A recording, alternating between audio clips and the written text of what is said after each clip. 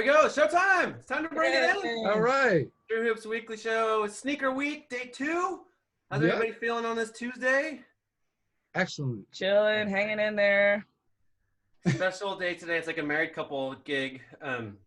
We'll do a little good morning, everything, and then Adena is going to take over and interview our special guest, her husband, Chad Jones. How are you, Chad? I'm good. Thank you. Thanks for having me here. You also are known as Sneaker Galactus. Yes, sir. That's yes, the best name ever. Thank you. How did that come about? Well, I'm a comic book nerd at heart, so Galactus is one of the largest villains in the Marvel Universe. He was around before the Marvel Universe existed, and he goes around basically from planet to planet, consuming all their resources and then moving on to the next. So I'm the sneaker version of that. Yeah. Like he literally used to just go up and down the East Coast and go into mom and pop sneaker stores and be like, "What do you have in the back? I'll buy it for $500. Like, just a problem. Hey, money talks, sometimes people have dead stock in there. You offer them a little bit of money to get friendly, they open up the back and all of a sudden there's some gems over there, Oh, that's so fun. Yeah, absolutely. It's like you're a sneaker spy. Oh, there's more passion in the hunt than the actual acquisition of the shoe. Yeah. That's awesome. That's Sounds like everything I hear.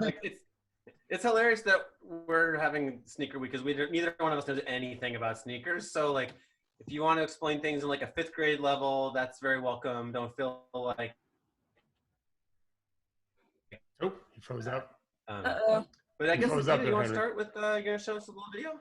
Yeah. You know what I was just thinking too before when you were like, "Oh, married couple."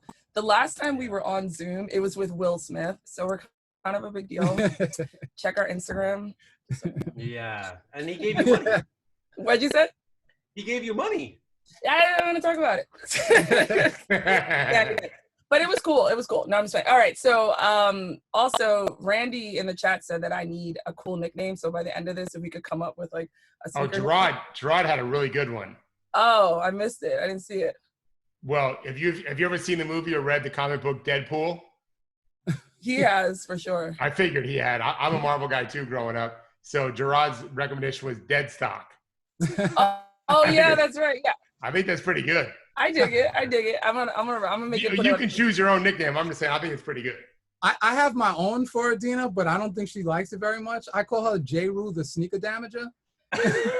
Yeah, we'll talk about that later. We got screens to share. Okay. So today I decided, I know Jared, he's like real hip hop. Yes, that's real hip hop. So I went through and like always, as the TrueHoop special correspondent, I'm hooked on what our NBA players are doing during lockdown. And of course, it's a sneaker week. I decided to get together a compilation of players giving tours of their sneaker. I call them closets, but like us, it's a sneaker room. So we got a couple of players. What I was really focusing on was how they store their shoes. I think it's something that we can all kind of relate to, but not in this scale. So just gonna focus on how they each store their shoes in the different ways. So first up is Langston Galloway, who's actually a friend of the fam. We'll talk about that later. Okay.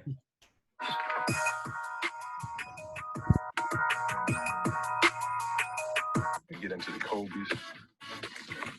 When Kobe had the commercial, jumping over the car. It's bad.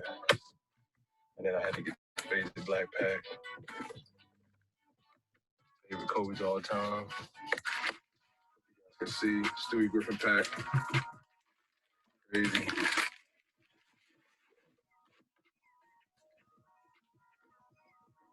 I went in the box for a while. So, crazy story, this shoe, guess whose shoe that is? Yeah, that shoe came from me. So it's pretty cool that he's out there showing it and that he shows the respect. It's been all around the world to different museums in a museum exhibit that I sat on the committee to curate. It was a pretty awesome experience. What is that shoe? It is the Stewie Griffin LeBron 6 sample. LeBron was seen wearing it during the playoffs in the finals. And, it's a really, really rare shoe. In a game or no, just going to yeah. a workout and practice, you know, but just being able to wear a shoe like that people can't get. The internet went crazy, so. Yeah. And you had the shoe for how long before you? Oh, I had the shoe probably maybe like 6 or 7 years before I decided to sell it. Like it literally was in a museum exhibit for like 3 years before I even got it back, you know. Yeah. But you know, I'm happy that I was able to pass it on. I can share, you know, my enjoyment of that shoe with somebody, you know. And I guess it's a gift that keeps giving. Yeah. You know. That's pretty cool. I'm sorry to be really stupid. Who's Stewie? Stewie Griffin's a no, character. there are no dumb questions. No dumb questions. There might be some dumb questions. That's a pretty dumb question. Well, you know, for anybody that doesn't know, supposedly LeBron's favorite cartoon is Family Guy. And oh, yeah. I was hoping you were going to say that because I really wasn't sure who he was either. Oh my God! You busted me! I was hoping that's who Stewie was, or I was in trouble. So Stewie is the baby, but he's like a maniacal genius, and I think it's pretty cool. And I thought that they really did a great job. The promotional product that Nike puts out, you know, is just beyond comparison. So this was just a chance that I couldn't pass up on when I got to. Do you know what I thought you were going to tell me? Was that Stewie Griffin was like a famous artist, and this was like like some famous artist had designed these, but it's like no, like it's it's a cartoon. He's a mean cartoon. That's why we all like him. Yeah, and they have like that flat cartoon look to them. Yeah, and I think it's cool because if there's this book called Out of the Box: Rise of Sneaker Culture, you open it, second page is those shoes, and it says from the collection of Chad Jones. So it feels good to be cemented in history like that with a shoe like that. And like we were talking about the storage of the shoes. So you see Langston is big on what we call these drop fronts. So you'll see a lot of sneaker collectors have these like drop front shoes where they can easily access them and they can see through them. But Chad, your thoughts on drop fronts? I think in the short term, if you're just trying to display, I think they're great. But the thing that people don't understand is sneakers are made out of different materials. And when you store different materials and they oxidize, depending on what you're storing them in, it can increase the speed of the oxidation.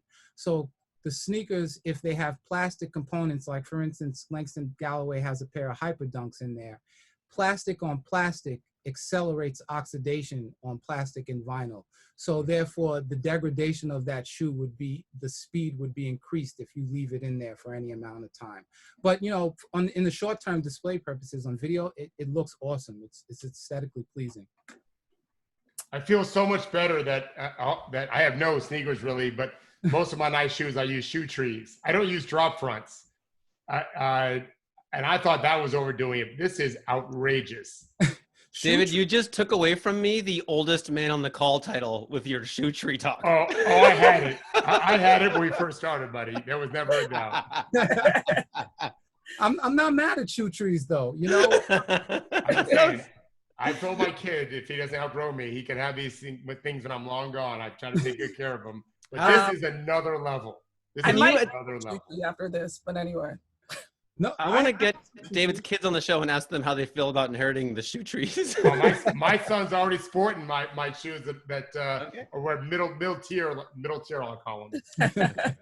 Adena, I'm sorry, we took you way off the rails there. No, I'm here for it all. We're here to spark conversation on shoe tree. I was saying that I might Google shoe tree after this. Like I think I'm similar to a Stewie, but I'm not sure. Cedar shoe trees too, by the way, not the fake plastic. Those are a good choice. Those are not cheap either. Right. So next up is Tae Yong from the Wnba. Keep that one in the box for a while. So as you can see, most of my shoes are in bins and Ziploc bags. Start over here with the 10s. I got these Shanghai 10s. When I was playing in China, they still dead stock. DB 10s, the Maya 10s, ones, off-white, the satin, the red, black coat, more under there. These are my gold, orange. Shout out to Katie for hand making these. So she's all over the place. Bless her heart. Bless her heart, right? Like, and I really feel like, obviously, like she said, she was in the midst of moving, but you can also tell she's not a person that keeps her boxes anyway, if she was in the midst of moving. So when they're probably not in, I don't know what you call those, like glad bag. They're in the hefty bags, but when they're not in those bins, they're probably just all set out. Thoughts on her storage and what she's rocking with, Chad? Well, you know, the thing she said is moving. So if you have boxes, I've had to move with the boxes. It sucks. You know, it really does. So being able to compartmentalize them in those bins makes it easier, compacts the space, so that it makes moving not so much of a chore. Same thing with the hefty bags, though. The funny thing is about storage, depending on the climate that you're in, you got the add of moisture and humidity in the air, which also we're talking about oxidation, right?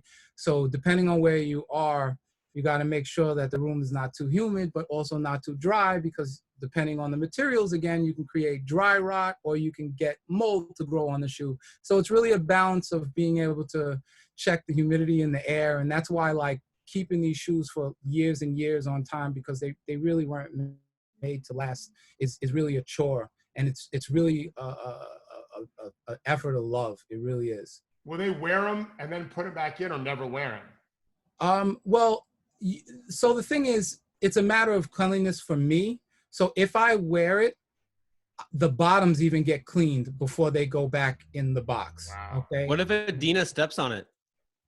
Will absolutely get cleaned after I throw tantrum, of course. You know, then I clean them and put them away. But that's for me. Not everybody does that, you know. And so I'm not here to judge anyone. But for me, they need to be clean before they go back in those bags. Yeah. So you're looking at this with your knowledge, and is Tae Yong buying these shoes in her size for her, or is she buying them to collect for whatever size she can get? Based on the fact that she doesn't have any boxes or anything here, I would make the assumption that these are all in her size or a size that she can wear. And that's the sole purpose of that. And I respect it. I really do. You know, that's the way it started for me. But some of my shoes, the value just got too high. And it's like, I can't justify wearing this shoe. I'm not rich. Once I'm rich, yeah, I'll wear it. But I'm not there.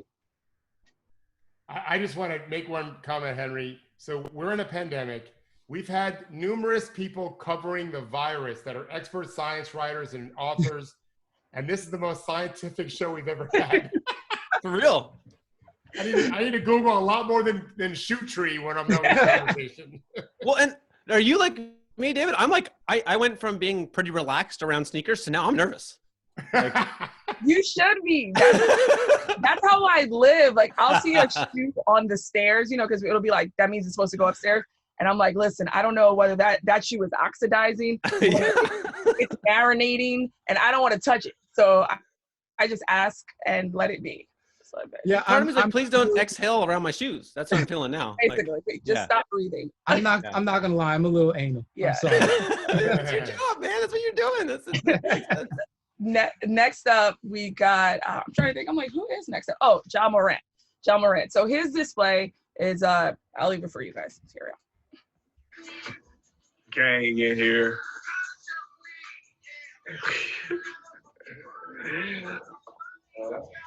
Go. Oh, I got some more kicks right here. We go to the little one section. Seeing somebody set the shot on the backboard. Here you go, right here. In Retro 1, probably my favorite pair of Jordans. I think y'all can tell that. These right here are so cold. I remember those.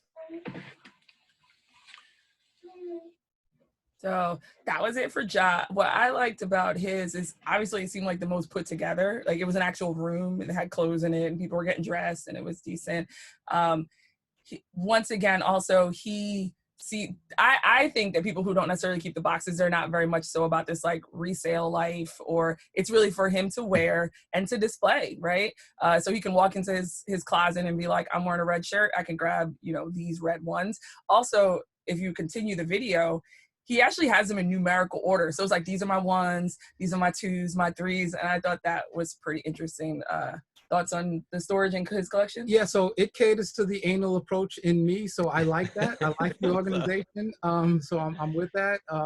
You know, and also like he has the most calm player voice ever. Like if I had a voice right there, I would want Ja's voice. Like I sound all timid right now, but he was cool on there. Having his game Scottie wouldn't be Pippen. bad either. Oh yeah, well that of course, you know, I'm too old to think about that. So I have a serious question. Well, it's not that serious. You color coordination, I get, Adena, but could it also be? I know very little about these brands, amazingly enough, for all the years I've coached. But I know there's the Forces, right, and the Jordans and the KDs. Might he think I'm looking for color as the only part of the coordination, or is he also thinking about brand as he's coordinating his outfit? As Or you any of say, them, who do you mean in that? Ja. Well, Ja's got to be brand related. I think that I'm not sure of the terms of his contract, but I would assume because he's a Nike guy, and so he's basically wearing Nike, and I think outside of athletic, he might be able to wear some luxury shoes. I've seen other players do that, you know. But other than that, it would be all Nike or Jordan brand product. Yeah. But the thing is, they're the big show in the game. So like that's who you want to be with. So being able to have access to all that, especially at his age as a rookie, man, that's like a kid in the camp. I couldn't even tell you what I would be like if I was his age and had the pick of the litter like he had with a brand like Nike. Yeah. I don't know. I don't know. I don't know if I can't even think about how I would be. I would be insane. Yeah. He could get his own shoe one day, don't you think? Oh, absolutely. Right now I feel like signature shoes are a little saturated, but I think that there's definitely room for somebody like him. He definitely has enough of a personality and game flair to bring that type of attention to product. So, you know. Who has a signature shoe? Does Dame have one? Mm-hmm. Oh, Dame Lillard, he definitely does. I love Dame's game. I just wish that his shoe was a little bit more aesthetically pleasing. You know, it's really more of a basketball shoe. Like that's one of the bad things that has happened to the basketball category is that they've become literal like performance products, and they're less catering to the lifestyle type of wearing scenarios. Yeah. But they do make good product. When you mentioned brand coach, it brought up, I don't know exactly what it's called because I'm a violator of it, is with brands, you must wear the same brand through and through. So if I'm wearing a pair of Nikes, I need to have Nike tights on and I need to have a Nike shirt on. It's either that or no brand showing at all. I'm a constant violator of this. And so I wear like an Adidas shirt. Right now I have a Fila shirt on and I'll wear Adidas pants. What is it called when you like mix and match what people call it? I call normal. it sacrilege. It's called normal. I call it, it may be normal. I call it sacrilege. But like I said, I know. Yes. You know, so for me, the thing, because I'm not connected too much to any one particular brand, is I generally go to a lifestyle brand. So therefore I can go either way and it doesn't make a difference. And this is just like straight up on the street. But now that I know him and I know of these rules, like I judge people. Sorry, coach. But like if I was to see, I mean, I know you now, so it's fine. But like say we had never met, you walk into a meeting and you're wearing a Reebok shirt and Nikes. I'm like, no idea what's going on. I would never be wearing a Reebok anything or Nike anything at a meeting. Let me just say that. I'm old. I want a suit. Okay. So I like see people walk into work and they think they're cool. I'm like, you are the definition of ridiculous right now because you're wearing mismatch. And honestly, I lucked up when our first date, I wore Adidas with Adidas tights, but it could have been any other day and I would have worn Nike tights with those Adidas and Chad would have not talked to me. He would have just been like, I can't. Wow. Yeah. He deals with me now because we're married, but he would have just been like, oh, wow. I would hope so.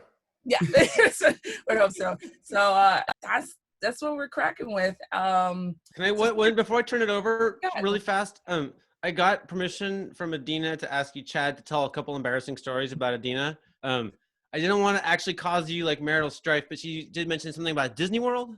That's all right. This is not PG. Okay.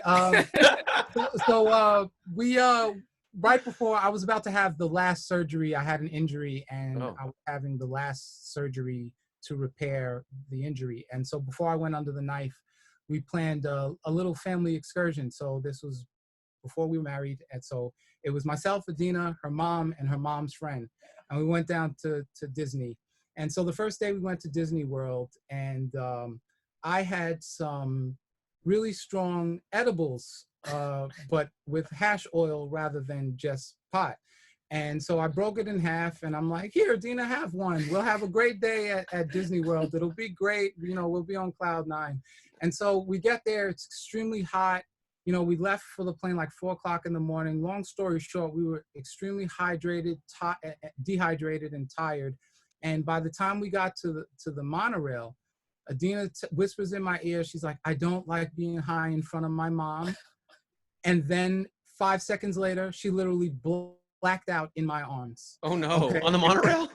Or in the line for the monorail. No. Okay?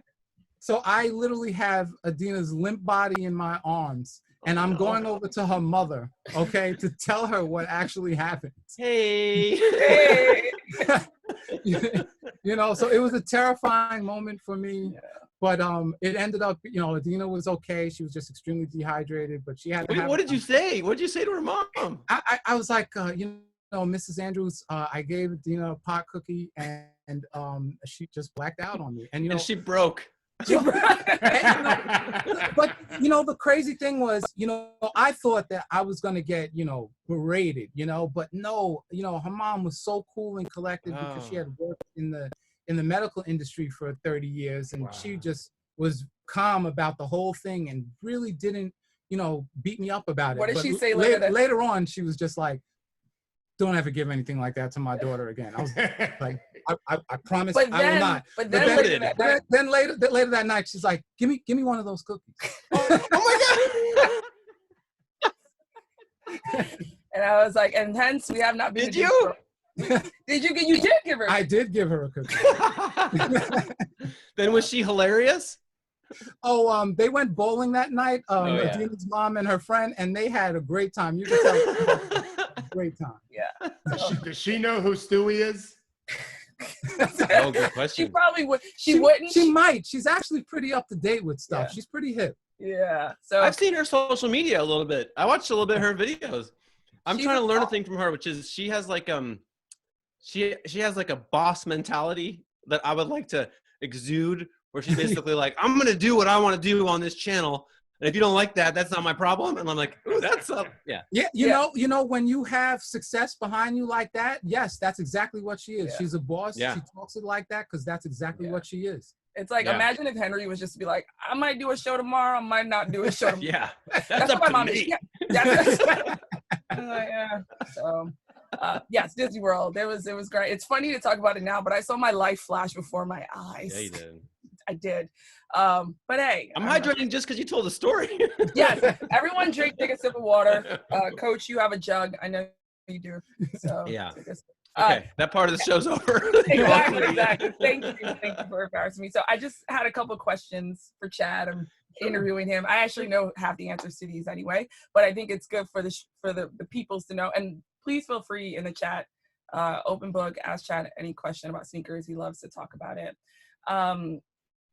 Describe your collection. What people see behind me, they always say, yo, your Zoom background's dope. I'm like, it's not mine. But how would you describe your collection? Well, it's a little bit of everything. I consider myself to be kind of broad in the things that I like, and so I may not be able to buy everything that I want, but I can buy a little bit of everything that I want. So that's what I do, and I'm open to try new things. That's another thing that I like to do. So I like new tech. I like new shoes. I'm not stuck in the past. Yeah.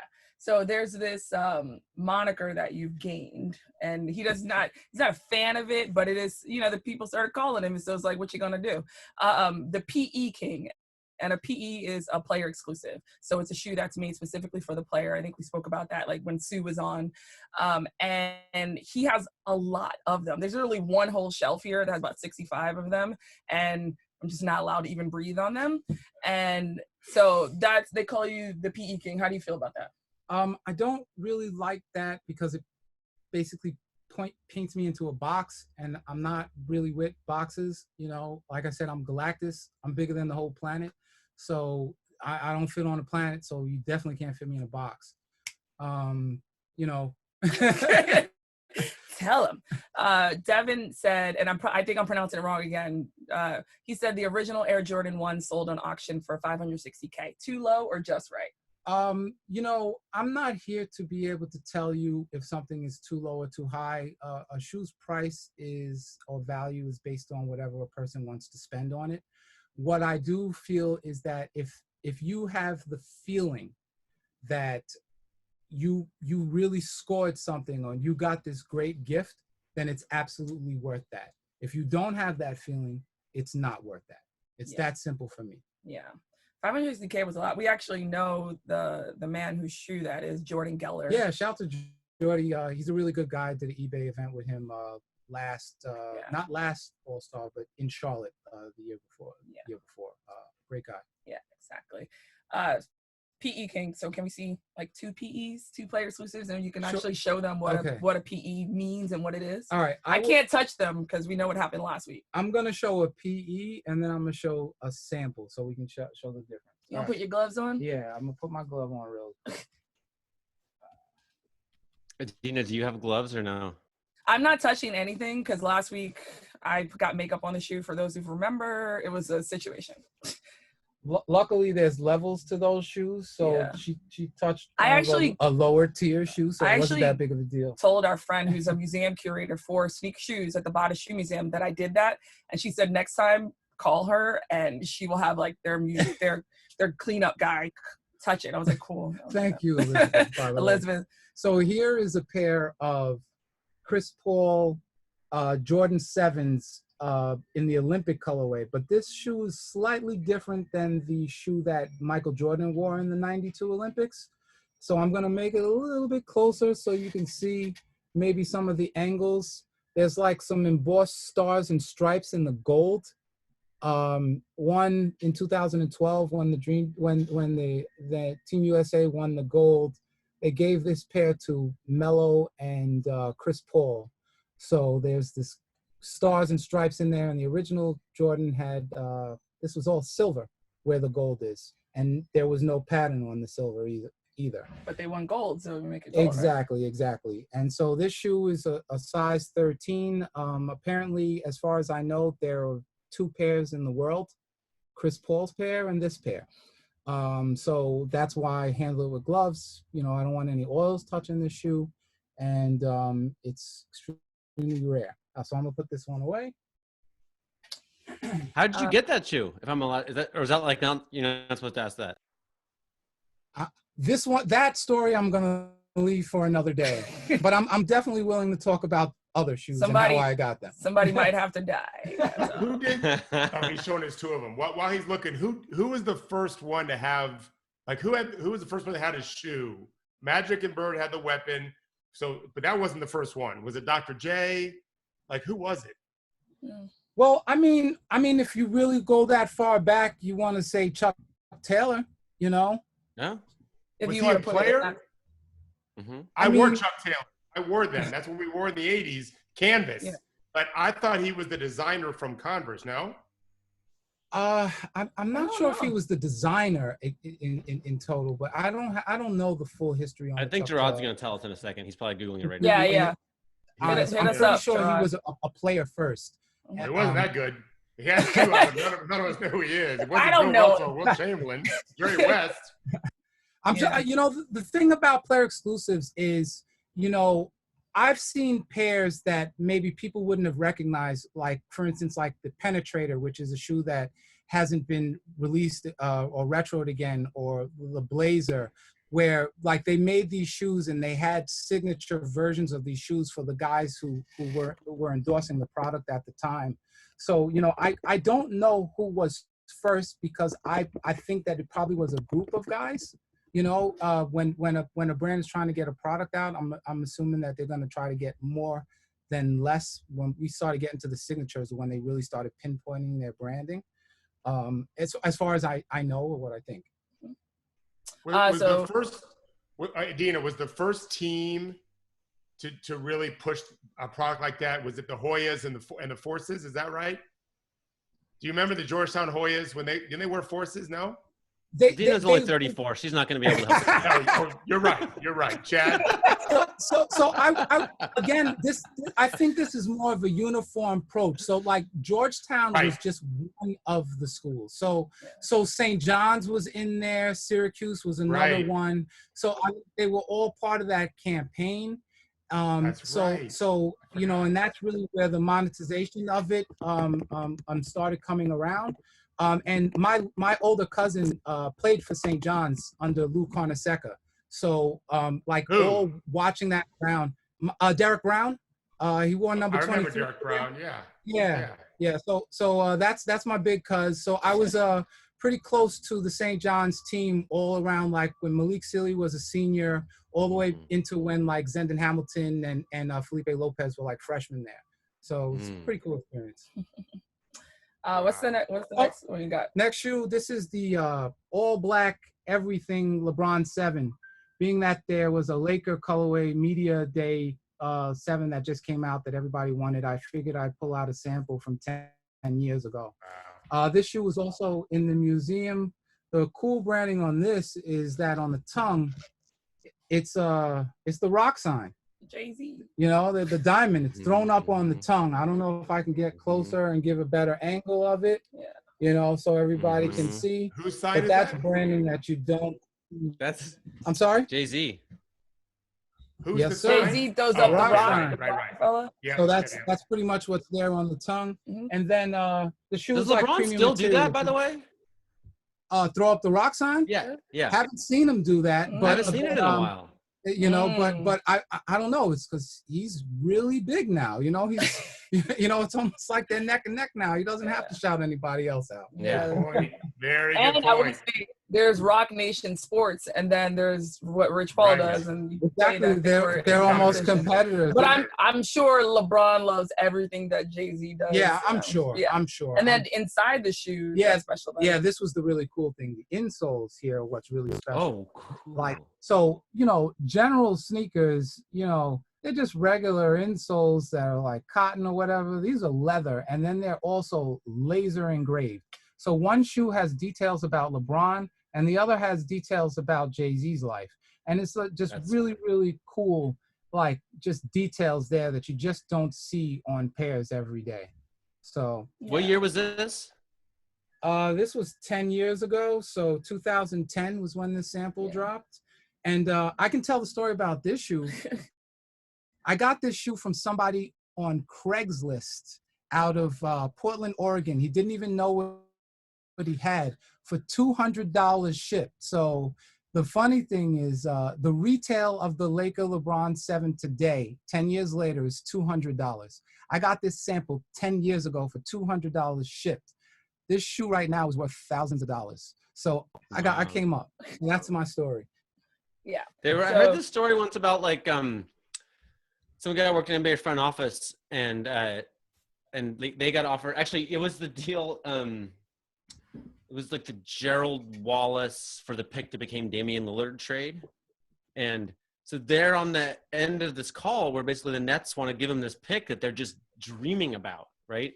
And basically they think they probably could have gotten a much better deal because the Nets were basically, they were like, they just heard the offer that was so good. They were just like, go, like just ship it, do it. Cause like, they didn't want to do anything. They didn't want 5 more minutes to pass that they might lose it, right? Because they didn't want someone else to call her. So they like, rather than maximize the deal, like I feel like you, like maybe you could have got it for 150, right? But at some point you're like, no, this deal's so good, just close it. Oh, just send me the stuff. So Let's go. Whatever it is, like promotional products, sometimes, you know, you just don't know what it is. So if you get the chance, you got to jump on it because you just never know. So crazy. Why did you know it was going to be such a good deal, Chad? Well, what made you know that? So the thing is, I've been paying attention to a lot of promo sample product that comes out of Nike for the past, 20, 25 years. And so product that's tagged a certain way has a certain allure to it in the sneaker community. Like there's a small niche that really go after these things because they're really hard to find.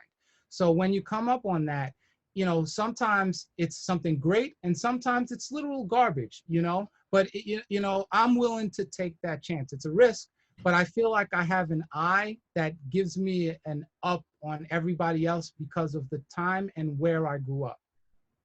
Like literally where I come from, we started this, and I don't care what anyone says. Brooklyn, It's in your stand up. blood. Yeah. Yeah, it's in your blood. stand up. Okay. Did you guys ever watch the show Entourage, Adena and Chad? Yeah, I did not HBO? watch Yeah. Entourage, but I do know about the episode with the Yeah. Fumikano, whatever Air Fumagachi, Force yeah. One. Fujiyama, yeah. Fujiyama, Yeah. that's what it was, right? That Yeah. wasn't real. That was an actor for sure.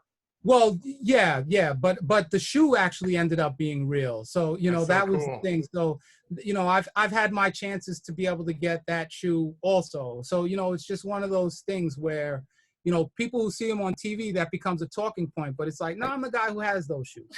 I'm the guy that gets shoes like that. Yeah, my favorite thing to do is like, if it's a milestone day in the NBA, like if you check his Instagram, it'll be like, this is the day Jordan blocked Mutombo. And I'd be like, do you have that shoe? And he'll say, yeah. And then I'll go find the picture in Getty of Jordan blocking Mutombo, and then we'll put his shoe right next to it. Oh, that's cool. And it's almost like going through historical, I call it the archives. That's what I call this room. And there was an incident when Chad talks about being able to jump on deals and knowing the deal, like you said, Henry, sometimes when you have a combined bank account, that's always fun because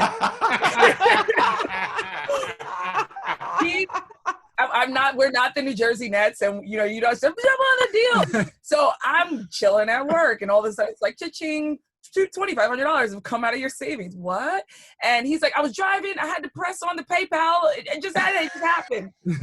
I was gonna lose it. And now I understand, but it is very hard to come to understand in a way. When the money comes in, does it go in that same account? Now it does, yes. Now we have like a separate account, especially. Yeah, and now it's like a sneaker account. And that's a good segue into what we're doing now.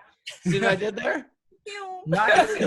A good segue, because we have an account that these sneakers feed, and it's actually becoming our seed money for a project that for Chad birthed. Yeah, it's called another-lane.com. So Chad, what is Another Lane? So it's another-lane.com is a marketplace that I created to be able to help other people like myself liquidate their shoes without giving the earnings of their efforts to StockX's and the GOATs of the world. Like, we know how hard guys like me work. Like, there are times when I literally had to get on a plane to fly somewhere to be able to buy a shoe, and then I want to sell a shoe, and StockX is like, yeah, we'll sell your shoe, but we want 20% of that. Like, did you give me 20% of my flight? Did you give me 20% of the time that I spent on that line? No, you didn't. So for me, I want to create something that's less based on percentage, because I feel like that's greed. And so for me, it's a labor of love to be able to provide a service that makes things a little even, so that you can keep the fruits of your own labor. Yeah. As much as possible, awesome. At least, you know. Yeah. And the key to it is it's membership based. Right. So instead of taking percentages out of your shoe, which truly it costs the same amount of effort to sell a $100 shoe as it costs to sell a $5,000 shoe. So you shouldn't take that much of more of a percentage out of someone's sale, especially because that's their sale. And sellers really are the heart and blood of the sneaker community, whether you want to say resale, whatever, they are the ones who keep the culture. He's the one who's keeping this thing alive. And so community is just really, really important. And another reason why we started it, because you get so many fakes out there. You get so many people who are just like gonna nickel and dime you for 5 cents. And it's like, when you're Chad, you don't got time for that. You gotta hit pay on PayPal and get it over with. And there are a lot of people out there like him that just haven't had their own lane to operate in. So which is why we started it. But one thing that Chad is really big on is community and authenticity. And I know, absolutely. You could go on forever about authenticity in the sneaker community. And I think Ben's article the other day, that's why it really spoke to him. But, just talk a little bit about authenticity in the sneaker community and why you started another lane? Yeah, so another lane was basically an avenue for me to create a path for myself. Many times I pitched ideas to some of these larger brands only to find later feel slighted, like maybe they stole an idea or something like that, went another way. And so I felt like I no longer wanted to, you know, allow somebody else to dictate what I was going to do with my life. And that's why I created another lane. It's my own lane. Yeah. And so the one thing that I started to notice is that there's a lot of regurgitation on these blogs and these sneaker sites and even these Instagram accounts that people follow. And so when you scroll down your timeline, it's almost like a scientific experiment where they're burning retinal images in your eyes of what's supposed to be cool and what's supposed to be the thing, right? But the truth is, that ain't really what's out. The streets are what out. You know what's cool because you see it. You see people out there. I don't need some algorithm to tell me what's cool or some guy behind the desk who never been on the blocks that I'm from trying to tell me what's cool. Yeah, so that's why Ben's article really. Yeah, sorry, Adena, you go ahead. You guys hear me? I don't know if I'm working. Yeah. It all went quiet for me for a minute, and then I was confused. And I just want to note when Henry. Chad said, "Oh man, were you talking?" I'm so sorry. We're having a Zoom crisis. When Chad said, "I was there, we started this," I don't care what anybody says. I was like, "That. Tell me more about that." Like that. There's a lot in that.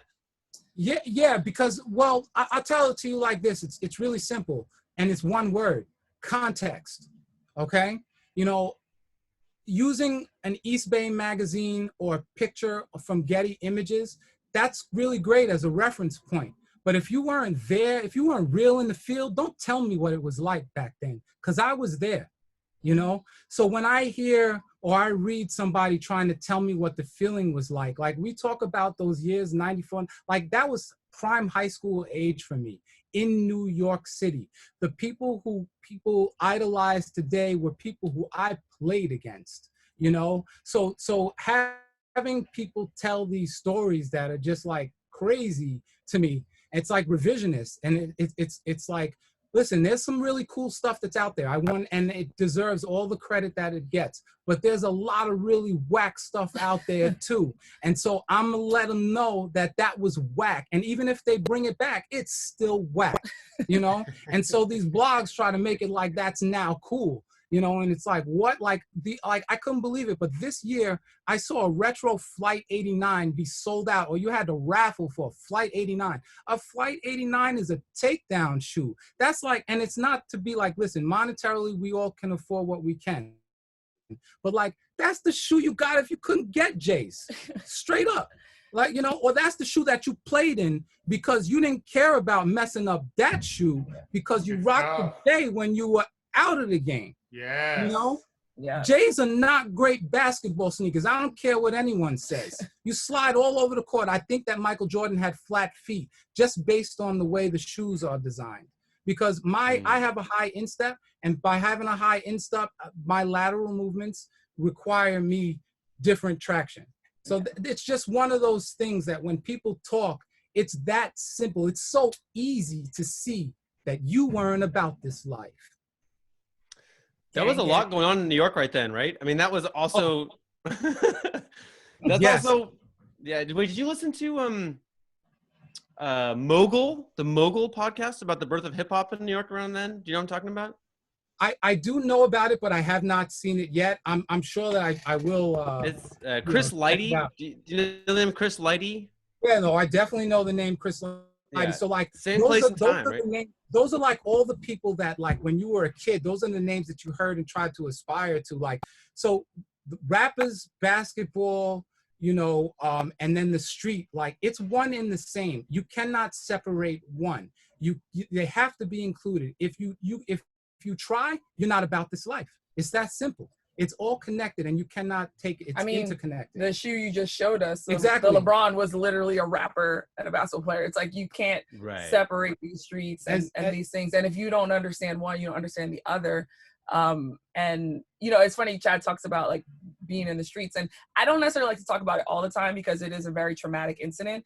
But I do think it provides a sense of context of where Chad comes from and who he is. But Chad, when we told the Disney World story, he said he was getting over an operation. It was actually because he had been stabbed in a sneaker line at a House of Hoops in Harlem, and almost lost his life and bled out. So it was probably about 10 plus years ago. Yeah, it's about almost 10 years. 10 years. So he had to have about 7 reconstructive surgeries, and that was the 7th surgery before Disney World. And so it's, he almost lost his life, is now dedicating his life to it. But that's why it evokes so much emotion when people try to fake their way about this, because you really can't. Yeah. Are you aware of a lot of that kind of violence around sneakers? We talked about it yesterday a little bit. Yes. Unfortunately, I'm aware of it too much. It was a theme that was very consistent growing up. I was around a lot of some not so nice people then, and I was protected in a lot of ways. But that was one of the things. It was like, you can wear this shoe to school. You're not allowed to wear this shoe to the barbershop on Nostrand. It was that simple, because they knew that something could happen to me, if I was out there. I'm not here talking like I was some gangster. It's not true, but there were gangsters on my block. There were gangsters in the neighborhood, and you had to watch for that. Yeah. Do you know Jeffrey Canada? Do you know the name Jeffrey Canada? I do not. He's this guy. He wrote an amazing book called Fist, Stick, Knife, Gun about growing up in New York at that time. And basically he went away to college and got a gun. And then he just started walking wherever he wanted to walk. And he was like, if you walk this certain way, everyone's like, oh, he must have a gun. And then he realized he didn't even need the gun anymore. He would just walk like that, like wherever he wanted. Everyone just leave him alone. But then he became like, that's a New York bop. That's the bop. Yes. That's a really great story, and it's an interesting read.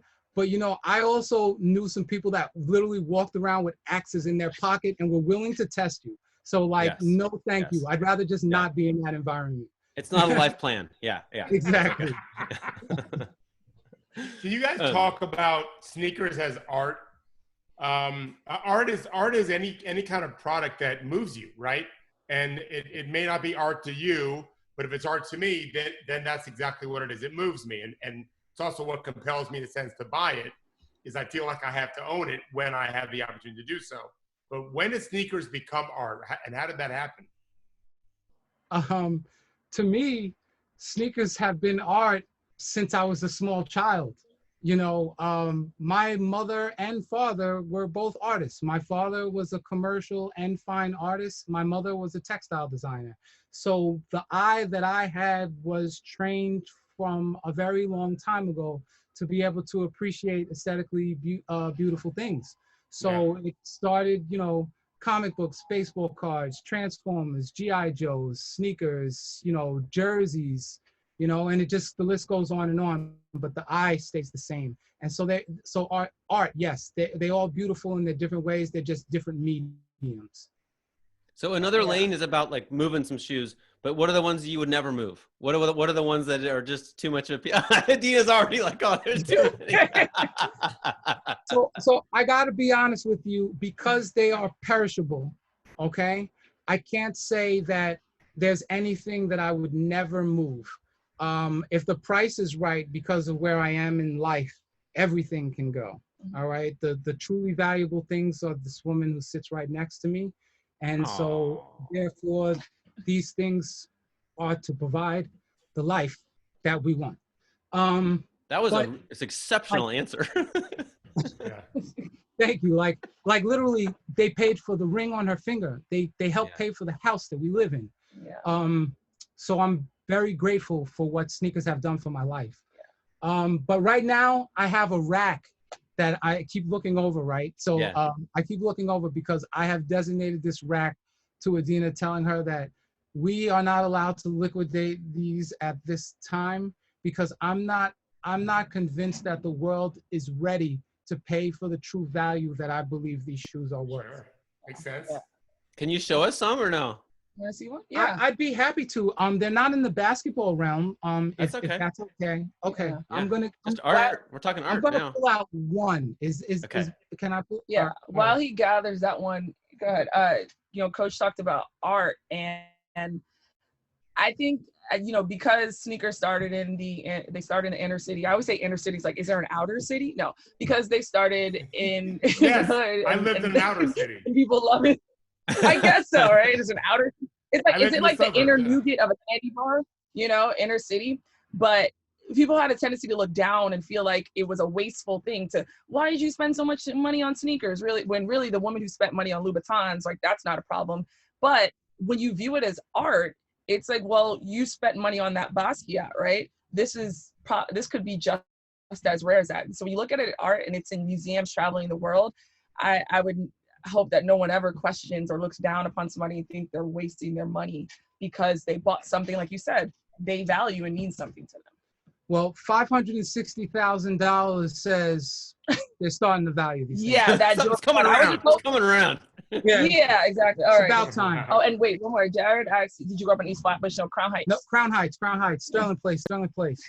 You said No Strand Ave. I think that got him all excited. Yeah. Yeah. So these joints. So here's a pair that likely has not really been seen before. Whoa. This is a Jordan 1 that is basically gold, metallic gold and purple. It has a hybrid turf bottom. This is a destroyer sole. So it's not like a traditional Jordan 1 sole. These were made for turf fields, Astro turf fields. And this pair was exclusively made for Earl Thomas.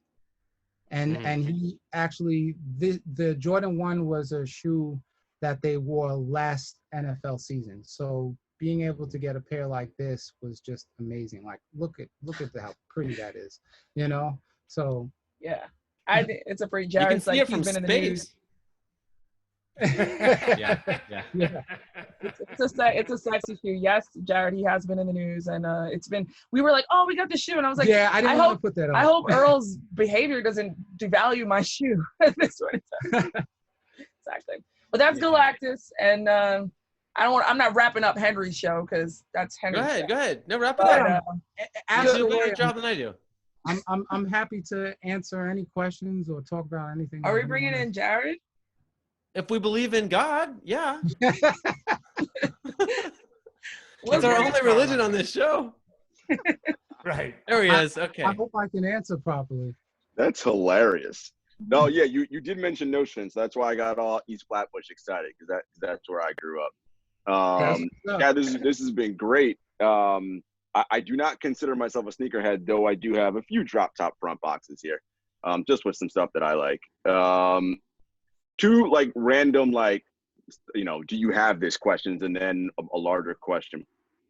You know those I think they're KD 11s or 12s, the Scrooge McDucks. Do you have those? They were a PE. I wish that I did. That is a shoe that I'm still looking for, and if I get the chance, that would be one that I would definitely pull the trigger on. I mean, DuckTales, obviously, whatever, but I love that shoe. It's a good one. That was like when I was a kid. You come home from school. That's 100%.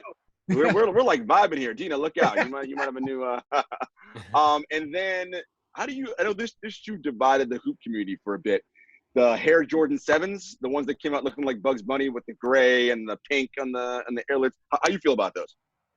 I mean, the Hair Jordan 7 originally was a dope shoe. You know, it was one of those shoes where it was like every tongue was supposedly different. So it was like, no matter even if you had the same pair as somebody, it was still slightly different in some way, shape, or form. And then being where I'm from, I'm still gonna rock it better than you, so it don't matter, you know. So what about Coach is getting crack out of this? I'm just keeping it. I'm telling you what Keep it really it in 100. is. Like, I'm just side of what it really is. I have coached an awful lot of Chads in my life, and I miss them very much because they are sweet and kind and smart. And then you put a ball in their hands, and you see them completely transform. Am I right, Chad? Yes, but that's the way it's supposed to be. You know, my old high school coach, Tim Kloos, he just stepped away from Iona. He was like, we could be, you know, brothers off the court, but we step on the court and you're on another team, you are my sworn enemy. That's that BK in you, Chad. Yeah, it definitely is the BK. That's how Chad's love of sneakers too. I think, you know, a lot of people nowadays, they got into sneakers because they were blogging in their mom's basement, and no offense, like, I'm not, that was sounding wrong. I'm gonna take that back. We've all done it. You know, It's all exactly. good. We We've know all what you mean. done it. I wrote, exactly. Anyway, but a lot of people got into sneakers because they wanted free sneakers, right? So they were like, I'm going to do content and then I'm going to get seated sneakers. And all of a sudden I became a sneaker expert, right? But the fact is that Chad's love for shoes came from basketball, from actually playing and being really good at basketball. And I don't think a lot of people, that's why I love, you know, people like Fulmer Simpson, because their connection came from the actual sport. And it wasn't the love of this actual shoe first. Also, No just doubt. to piggyback on that, being able to see how sneakers, like guys got their deals, they made their shoes, kids love that. But then seeing the kids who love the shoes become NBA players and seeing sneakerheads in the league, guys like, you know, Langston Galloway, Alonzo Trier, PJ Tucker, like that's like awesome, like evolution of what this thing is. It's almost like brings it full circle, and it's amazing to me. And then it almost like opens up an avenue for us to be on a plane to have that community aspect, because it almost makes it an even plane, because it's about the love of sneakers, not about where you are in life. Chad, you know, it's funny. I wanted to ask you a sort of larger sneaker question. So you talked about being, you know, original, right? And OG, and someone who loved it from the jump, but is not in it. You know, you're not a hype beast, right? But no, I'm a hype beast. Did you miss the Galactus part? More of a hype glutton. Yeah. How do you feel about the retro market, and particularly the Jordans, right? And how many, I mean, they release a ton of it, and a lot of the original sneakerheads are like, oh my God, just flooding the markets with all this garbage. Like, this stuff these aren't great shoes. Like, where do you stand on all the retro releases? Obviously, they make money. That's why they're going to keep doing them. But where do you stand on those? You know, the beautiful thing about sneakers is our love for them, right? So depending on where you grew up, your age, and a myriad of different financial circumstances, your likes and dislikes could be so variant and nuanced. And just that alone is a talking point. So that and the introduction of the internet is exactly how community is brought about. That brings about engagement. That's how people learn about different areas and different customs where people are from. We create really authentic friendships and continue to help each other out going forward. Appreciate that. That was nice. Good stuff. Yeah, we're all here for community. So thanks for having us, guys. And Absolutely. This was better than Will Smith. I will let you know that. Sorry. No, I really enjoyed it. I love talking sneakers. I could talk sneakers forever. No, super great to have you guys. Thank you, Mr. and Mrs. Galactus, Gerard, David. AKA Dead Stock. AKA Dead Stock. Good stuff. That's AKA Dead Stock. Tomorrow